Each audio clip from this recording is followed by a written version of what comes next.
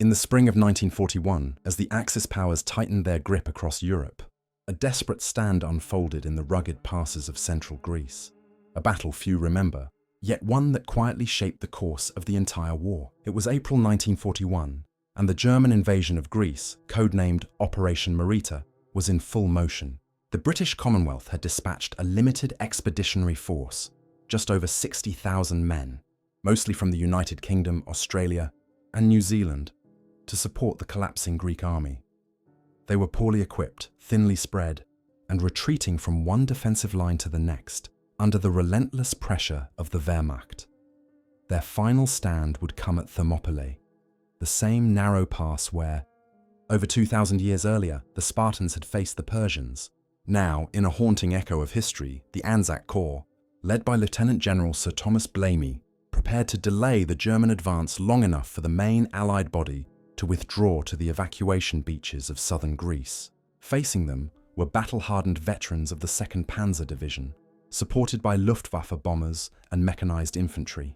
The odds were impossible, but the task was clear. Hold for 48 hours, or die trying.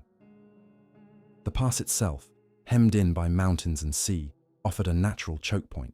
The New Zealand 6th Brigade took positions on the western slopes, while the Australian 19th Brigade fortified the road leading through the narrow defile. Artillery was scarce, ammunition limited, and the men were exhausted from weeks of retreat.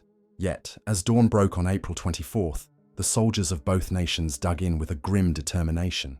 Private diaries from the front paint a vivid picture. "The air trembles with the whine of Stukas," one New Zealand gunner wrote, "but we're staying put. Thermopylae again. Feels like we're ghosts of another army." The German assault began with a relentless bombing campaign. The Luftwaffe strafed the narrow roads, turning them into infernos of twisted steel and burning trucks. Still, the Allied infantry held the line, repelling wave after wave of mechanized attacks with mortars, Bren guns, and the few remaining anti-tank weapons they possessed. Lieutenant Colonel James Hargest, commanding the New Zealand 5th Brigade, later described how the men fired until their gun barrels glowed red. The narrow geography worked in their favor. The German armor couldn't maneuver, forcing them into deadly choke points where mines and small arms fire wreaked havoc. By nightfall, the pass was a vision of hell. The echoes of explosions rolled across the cliffs, mingled with shouted orders and the crack of rifles. Despite heavy casualties, the Anzac defense had stalled the German timetable by nearly 48 hours. That delay, historians later noted, would have far-reaching consequences. Every hour the Germans spent in Greece was an hour lost from Operation Barbarossa, the invasion of the Soviet Union, launched later that summer. Delays caused by the Balkan campaign, including this forgotten stand at Thermopylae, forced Hitler's armies to begin the Russian invasion weeks behind schedule, with winter closing in faster than anticipated. In the chaos of retreat, many details of the battle were lost. Some units vanished without record, cut off and overrun. In one particularly mysterious episode, a platoon of the Australian 2nd Battalion, sent to guard a mountain track, never rejoined the main force. No trace of them was found after the war. Their disappearance remains a small, haunting footnote, one of many from the desperate Greek campaign. Official reports after the evacuation made little mention of the battle's significance. It was considered a rearguard action, brave but strategically minor. Only years later, when examining German war diaries, did historians realize the true impact of the delay. General Wilhelm List, commander of the German 12th Army, noted the unexpected resistance that had cost valuable time and fuel. "The British fight stubbornly," he wrote, "but it serves no purpose." Yet that stubbornness may have helped doom the Nazi invasion of Russia to winter failure. For the men who fought there, the cost was heavy. Hundreds were killed or captured. Many more were evacuated under fire to Crete, only to face another devastating battle weeks later. The landscape of Thermopylae, once the stage of ancient heroism, became again a silent monument to resistance against overwhelming force. As the dust settled, questions lingered. Why had the Allied command chosen to defend such a symbolic, yet strategically exposed position? Was it tactical necessity, or a deliberate act of historical defiance? And what of those missing platoons whose fate was never fully explained? The answers, perhaps, lie buried somewhere beneath the stones of the ancient pass, where the ghosts of two wars whisper the same truth. that even forgotten battles can change the course of history. The stand at Thermopylae Pass may have faded from public memory, overshadowed by the grander campaigns that followed. Yet, in its brief and desperate hours, it bought the Allies something priceless: time. Time that would later define the struggle for Europe's future. But as one front closed, another opened. In the burning sands of North Africa, where mystery and deception would again decide the fate of nations. In the searing heat of the North African desert, June 1942 marked a turning point in the Allied struggle against the Axis, and a battle history has largely overlooked. The Battle of Gazala, fought west of Tobruk, was a contest of maneuver, deception, and desperation. It pitted the British 8th Army, commanded by Lieutenant General Neil Ritchie, under the direction of General Sir Claude Auchinleck, against Field Marshal Erwin Rommel's formidable Afrika Korps. On paper, the British held numerical superiority: more tanks, more men, and fortified defensive boxes stretching along the desert line.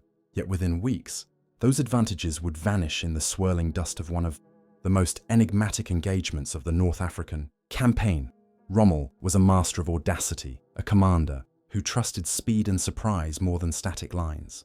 His plan at Gazala was simple but daring: feint against the northern defences while sending his armoured divisions on a vast sweeping manoeuvre to the south, looping behind the British positions. The move depended on flawless coordination and deception. On May 26, 1942, under cover of darkness, the Afrika Korps began its flanking march, tanks, half-tracks, and supply columns crawling like a metallic serpent through the sand. The British detected the movement, but their intelligence picture was confused. German radio deception had created the illusion of units that weren't there. A diary entry from a signal officer in the 4th Armoured Brigade captures the tension. Reports from the south contradict everything we've seen on the ground. "We're chasing ghosts out here." The phrase, "chasing ghosts," would later take on a haunting irony, as entire convoys vanished into the desert. Supplies meant for the British front line never arrived, and their fate remains partly unexplained even today. By June 1st, the battle had devolved into chaos. The Germans, encircled temporarily in what became known as the Cauldron, seemed on the brink of defeat. Yet, through skillful coordination and daring counterattacks, Rommel broke free, slicing through British armoured divisions and seizing the initiative. The 150th Brigade Box, manned primarily by the 50th Northumbrian Division, was annihilated after days of brutal resistance. When relief forces finally reached their positions, they found only silence, burned-out vehicles, shattered guns, and no surviving defenders. Some of the brigade's war diaries ended mid-sentence, leaving historians to wonder about the precise moment their line collapsed. Meanwhile, British command suffered from communication breakdowns and intelligence failures. Ultra-intercepts, the top-secret decrypts of German Enigma messages, were delayed due to poor coordination between Cairo and the front lines. Critical orders meant for General Ritchie never reached him in time. The loss of key supply convoys, possibly due to navigational errors or sabotage, deepened the mystery. To this day, several transport columns listed as missing during Gazala were never recovered, despite post-war searches. Some speculate that they were destroyed by friendly fire or mistaken as enemy movements in the confusion of the desert. Others suggest that they simply vanished into the uncharted dunes. Lost to time. As the battle raged, Rommel's tactical genius shone through. He personally led armoured thrusts, riding atop his command vehicle, binoculars in hand, directing fire with uncanny precision. His logistical situation was dire. Fuel and ammunition were critically low. Yet he gambled everything on momentum. When Tobruk finally fell on June 21st, the victory electrified the Axis world. Hitler promoted Rommel to Field Marshal, the youngest in the Wehrmacht. But behind the triumph lay a shadow. The German supply lines were stretched thin, and the captured British depots revealed a disturbing lack of coordination and foresight within the Allied command. In the aftermath, Allied investigators examined what went wrong. Declassified reports later revealed inconsistencies in convoy tracking logs and missing communications intercepts. One intelligence officer from Cairo noted cryptically, "The desert keeps her secrets well." Indeed, the loss of Gazala wasn't merely a tactical defeat. It exposed the fragility of Allied logistics and the peril of overconfidence. For every soldier on the ground, the battle became a blur of heat, dust, and confusion. where entire companies seemed to dissolve into mirage and gunfire. Among the survivors, stories of near-miraculous escapes circulated. A small detachment from the 7th Motor Brigade, cut off and stranded for 4 days, navigated by the stars back to British lines, guided by a single functioning compass. Their commander later recalled seeing distant fires at night and assuming they marked other British positions, only to learn later that those fires had no recorded source. Such accounts, while anecdotal, added an air of mystery to an already bewildering campaign. When the desert winds finally settled, more than 50,000 Allied troops were killed, wounded, or captured. The defeat at Gazala forced a complete reassessment of the North African strategy and set the stage for the later battles of El Alamein. Yet, despite its scale, Gazala remains a footnote in public memory, eclipsed by the more famous victories that followed.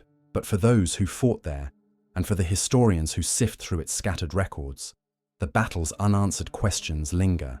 Was the collapse inevitable, the result of flawed command decisions? Or was something deeper at play?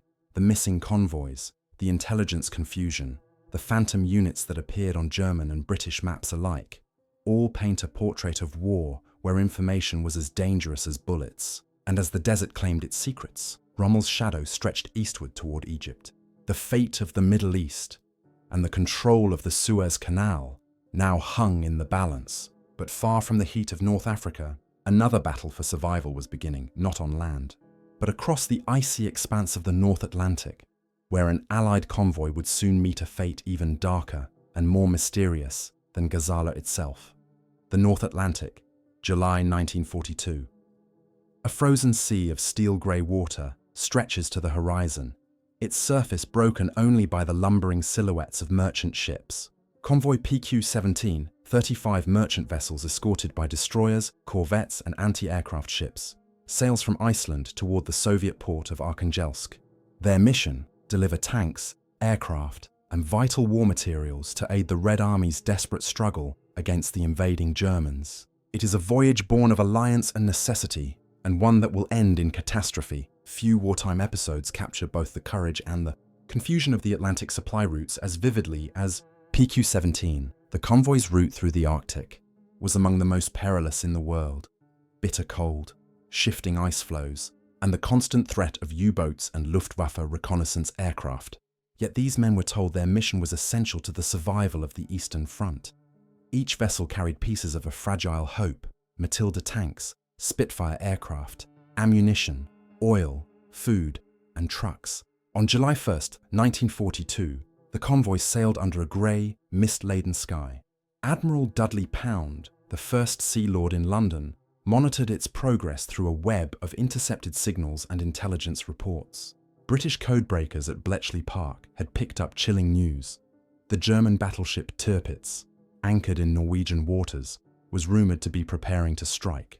The mere threat of the Tirpitz, a massive warship capable of annihilating the entire convoy, was enough to send waves of panic through the Admiralty. At first, PQ-17 moved in tight formation, a moving fortress against submarine attack. The escorts, including HMS Keppel and the American cruiser USS Wichita, scanned the depths and skies relentlessly. For days, they endured near-constant harassment, torpedo wakes slicing through the icy water, bombers roaring out of the cloud cover. But the ships pressed on. You could taste the fear in the air, recalled able seaman Thomas Jenkins of the Ocean Freedom. Every sound in the hull felt like the last thing you'd ever hear. Then came the signal that sealed their fate. On July 4th, believing that Tirpitz and other heavy German units were en route to intercept, Admiral Pound issued a fateful order from London: convoy is to scatter. In a single, chilling sentence, the escort ships were ordered to withdraw, leaving the merchantmen alone in hostile waters. To this day, historians debate the reasoning. No German battleship attack ever materialized. The Tirpitz had never left its fjord. But in the fog of war and miscommunication, the British Admiralty made a decision that would lead to one of the worst convoy disasters of the war. As the convoy broke apart, discipline dissolved into chaos. The merchant ships, now isolated, became easy prey. Within hours, German U-boats and aircraft descended on the fleeing vessels. Torpedoes tore through the hulls of the Paulus Potter, Peter Kerr, and William Hooper. The night sky over the Barents Sea glowed with the burning oil of dying ships. Survivors huddled on lifeboats in freezing water, surrounded by debris and fire. The sea was alive with the dead, one survivor later wrote in his journal, discovered decades later in a naval archive. We were told to scatter. We scattered into hell. Of the 35 merchantmen that set out, 24 were sunk. Hundreds of sailors perished, many succumbing to exposure rather than enemy fire. The loss represented not just a human tragedy, but a strategic blow to the Allied war effort. Only 11 ships limped into Russian ports. And in Moscow, the reaction was one of outrage. Stalin accused Churchill of betrayal, believing the British had abandoned the convoy deliberately to protect their own ships. The official post-war explanation was that the Admiralty acted on intelligence suggesting an imminent Tirpitz strike, but internal documents, declassified decades later, tell a murkier story. The intercepted German signals were ambiguous, and the decision to scatter may have been influenced by personal anxieties within the Admiralty. Some historians suggest that communication breakdowns between the Royal Navy's operational commands and the intelligence services led to catastrophic misjudgment. Others believe that faulty analysis of Luftwaffe, reconnaissance reports, possibly intentional misinformation, convinced British planners that a massive surface assault was certain. What makes PQ-17 even more mysterious are the fragments that remain unexplained. Several of the ships that disappeared were never found, not even wreckage. The Empire Byron and John Witherspoon, both American-built freighters, simply vanished after last radioing that they were under attack from unknown craft. Later U-boat records make no mention of them. Were they destroyed by German aircraft whose logs were lost, or did they succumb to the ice itself? Some theories suggest that in the confusion of scattering, they may have struck pack ice and gone down unnoticed. Silent casualties of a flawed order. The PQ-17 disaster forced a complete re-evaluation of Arctic convoy tactics. Churchill called it one of the most melancholy naval episodes of the war.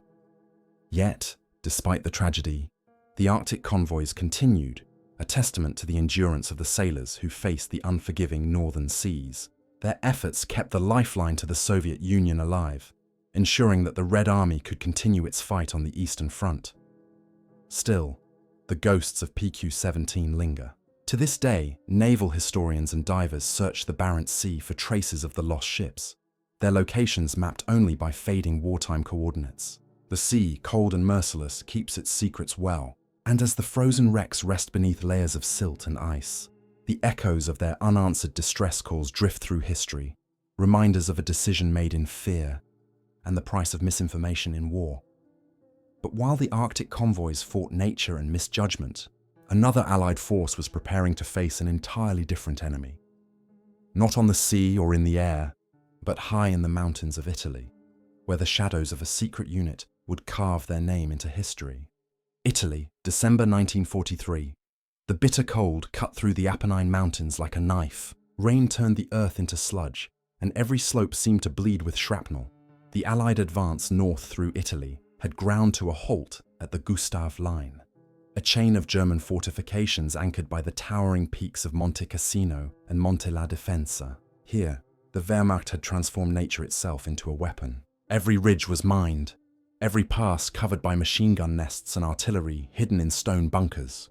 To break through, the Allies would need something unconventional, something that didn't yet exist in the rulebook of war.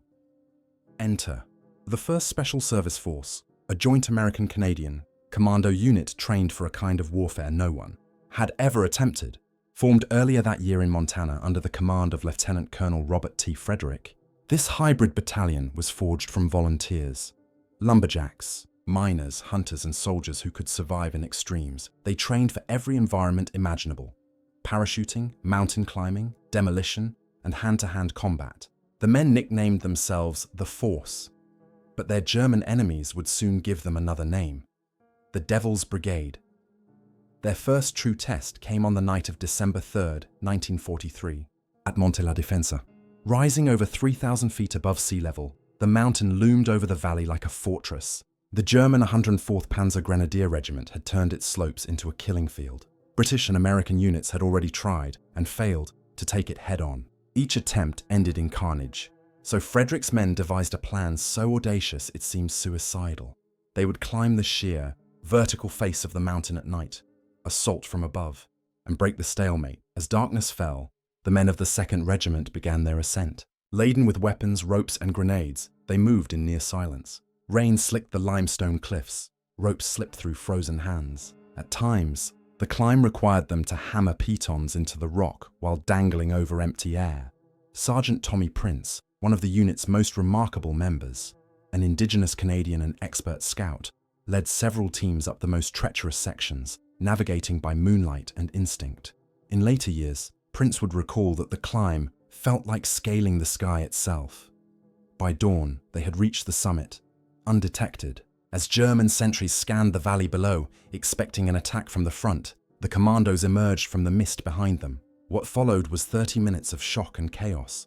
Grenades rolled silently into bunkers. Machine guns opened fire at point-blank range. The mountain exploded, one survivor of the German regiment later wrote in his diary. They came from nowhere, like phantoms out of the rock. Within hours, the position was secure. The defenders who survived were either captured or fled down the slopes in panic. But the victory was costly. The force suffered over 500 casualties in the assault, nearly a quarter of its strength. Still, the capture of Monte la Defensa opened a critical gap in the German Gustav Line, allowing the Fifth Army to push forward toward Monte Cassino. General Mark Clark later called it one of the most daring and skillful mountain attacks of the entire war. Yet, in the official records, the operation was cloaked in near silence. Many of the unit's subsequent missions, including deep penetration raids behind enemy lines, remained classified for decades. Even now, fragments of their reports remain sealed in US and Canadian archives, marked with the cryptic phrase, "Special Operations, Eyes Only." There are stories, passed among veterans, that add to the mystery. One patrol reportedly disappeared during a reconnaissance mission near Monte Maggio in early 1944. A team of 6 men never returned, their fate unknown. Another rumor speaks of a captured German officer who, when interrogated, described seeing black-faced demons descending the cliffs during the attack, a result of the soot and camouflage paint the force had used. The psychological impact of that image spread through German lines, feeding a legend that would outlive the war. The Devil's Brigade wasn't just a combat unit, it was an experiment in modern warfare. They pioneered tactics later used by the Green Berets and other special operations forces. Small teams, stealth insertions, psychological warfare, all were born in the crucible of the Italian mountains. Yet, for all their heroism, recognition came late. Many members of the unit returned home without medals or mention, their contributions overshadowed by the larger campaigns at Cassino and Anzio.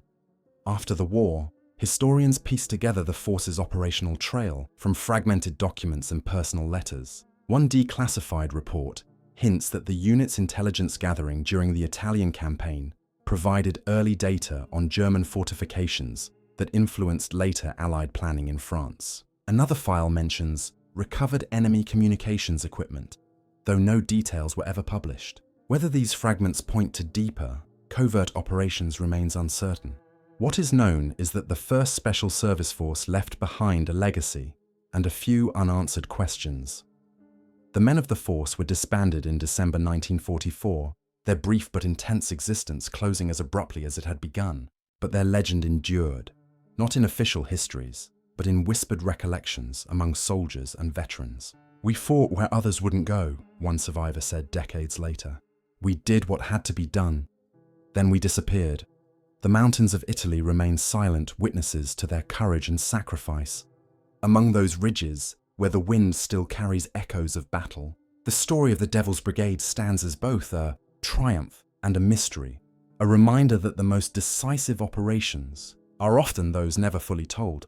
But while these elite soldiers conquered the heights of Italy, another brutal and forgotten battle was raging deep in Europe's forests, one that would cost more American lives than Normandy, and whose grim aftermath would be hidden beneath the leaves for decades. Western Germany, autumn 1944. The forests east of Aachen shrouded a nightmare no one had foreseen. For 3 long months, from September to December, US forces were drawn into a battle so brutal, so costly, that it was later described as the meat grinder of Europe. It was the Battle of Hürtgen Forest, a campaign buried in shadow, overshadowed by the Ardennes offensive that followed weeks later. Yet those who fought there knew the truth. Before the Bulge, before Bastogne, There was Hurtgen, and it was hell on earth. The setting seemed deceptively peaceful. The Hurtgenwald stretched across 60 square miles of dense pine forest, ravines, and ridges near the German-Belgian border. Its narrow trails and deep gullies made it impassable for tanks and difficult even for infantry. The objective appeared simple: seize the forest, prevent the Germans from using it as a staging ground for artillery, and secure the dams on the Roer River. But what American commanders didn't realize was that the forest itself was the enemy, a natural fortress, meticulously prepared by German engineers. The German 275th and 353rd Infantry Divisions, veterans hardened by the Eastern Front, waited in the shadows. They laid mines, strung tripwires, and concealed machine guns beneath camouflaged bunkers. In October, the US 9th Infantry Division launched the initial assault. Almost immediately, communications broke down. Thick canopies blocked radio signals. Artillery shells exploded in the treetops, raining splinters and shrapnel on men below. It was like fighting in a coffin. One soldier of the 47th Infantry Regiment wrote in his diary, "You couldn't see, you couldn't hear, only scream." Day after day, small platoons advanced through fog and smoke, only to vanish into the labyrinth of trees. Units were ambushed, isolated, or obliterated by mines. The forest distorted every sense of direction. Maps were useless. Compasses failed amid the metallic clutter of exploded shells. "We were fighting ghosts," another survivor recalled. "You could hear them breathing but never see them." The terrain turned mechanized warfare into trench warfare once again, a grim echo of WWII's the 28th Infantry Division. Relieved the exhausted 9th in early November, the toll became unbearable. Companies entered the forest with 180 men and came out with fewer than 40. The Germans called the area the Green Hell. American medics struggled to retrieve the wounded. Supply lines broke under constant mortar fire. Even victory offered no safety. German counterattacks would reclaim positions overnight. The 121st Infantry Regiment captured the small village of Schmidt on November 3rd, only to lose it 2 days later under a storm of shells. Historians still debate the decision to continue the offensive. Some officers at headquarters urged withdrawal, calling the forest militarily worthless. But orders from above pressed on, driven by the goal of reaching the Roer dams. Those dams, if blown, could flood the Allied advance, and that fear justified the carnage. By late November, General Courtney Hodges' First Army had poured nearly 100,000 men into the Hurtgen. The battle had become a slow-motion disaster. It wasn't only the losses that troubled commanders, it was what they couldn't explain. Entire patrols vanished without trace. Records show that at least 5 platoons from the 22nd Infantry Regiment were listed as missing in action, despite having radioed coordinates hours earlier. Post-war investigations turned up little beyond scattered helmets and broken rifles. Some theorized that sudden artillery strikes buried the men alive under collapsing trees and soil. Others whispered about German infiltration teams, ghost soldiers, who slipped between lines at night, spreading confusion. No official report confirmed such encounters, but the stories persisted. A captured German officer later described the Americans' ordeal with grim admiration. "They came at us again and again," he said. "We did not need to shoot. The forest did it for us." He wasn't exaggerating. Frostbite, infection, and exhaustion killed as surely as bullets. The men of the 4th Division described nights so dark they could only navigate by the muzzle flashes of their rifles. Corpses, frozen where they fell, became landmarks for the living. By December, the battle ended, not with triumph, but with quiet evacuation. The Americans finally reached the edge of the forest, only to discover the Germans still held the vital dams further east. Over 33,000 US soldiers were killed or wounded, more than at Bastogne, more than at the landings on D-Day. Yet in the grand narrative of the war, the Hurtgen was eclipsed, barely mentioned in official communiques. It was a forgotten slaughter, written off as an unfortunate prelude to the Battle of the Bulge. In 1946, when US recovery teams returned to the forest, they found the landscape unchanged. Rusted helmets, shattered rifles, and unmarked graves littered the ground. In one sector known as Death Valley, they uncovered a bunker filled with American dog tags on hundreds of them. How they were gathered, or by whom, was never explained. The records of the discovery remain fragmentary, with pages missing from the original military archives. Even today, the Hurtgen forest conceals its secrets. Amateur historians and local search teams continue to uncover remains. sometimes entire squads still lying where they fell. The soil yields fragments of their story each year. Letters preserved in tins, rusted insignia, a frozen time capsule of confusion and courage. For many families, the battle's end never truly came. The Hurtgen Forest stands as a haunting symbol of the futility and fog of war, where bravery met blindness and thousands died for ground no one remembers. Its silence today is deafening, broken only by the wind through the pines, the same wind that carried the cries of men lost to history. But as the last shots faded from the forest, the war itself began to turn. Across Europe, as Allied troops pushed toward the Rhine, the tide of battle shifted for good.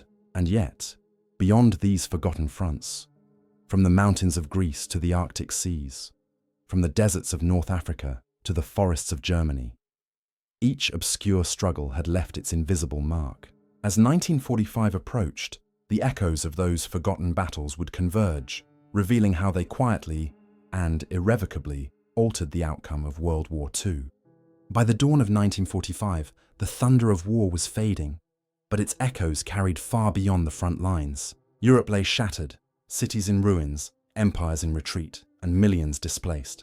Yet, among the colossal battles that define our memory of World War II, a quieter truth remained hidden. It was not only the great offensives, Stalingrad, Normandy, Berlin, that changed history. It was also the forgotten ones, the stands, the failures, the desperate acts of defiance that never made headlines. 5 of those moments: Thermopylae in Greece, Gazala in North Africa, Convoy PQ-17 in the Arctic, Monte la Difensa in Italy, and Hurtgen Forest in Germany, each in their own way, bent the arc of the war. Their stories, long buried in dust and silence, still speak to how war is truly won, not only through glory, but through endurance, misjudgment, and sacrifice.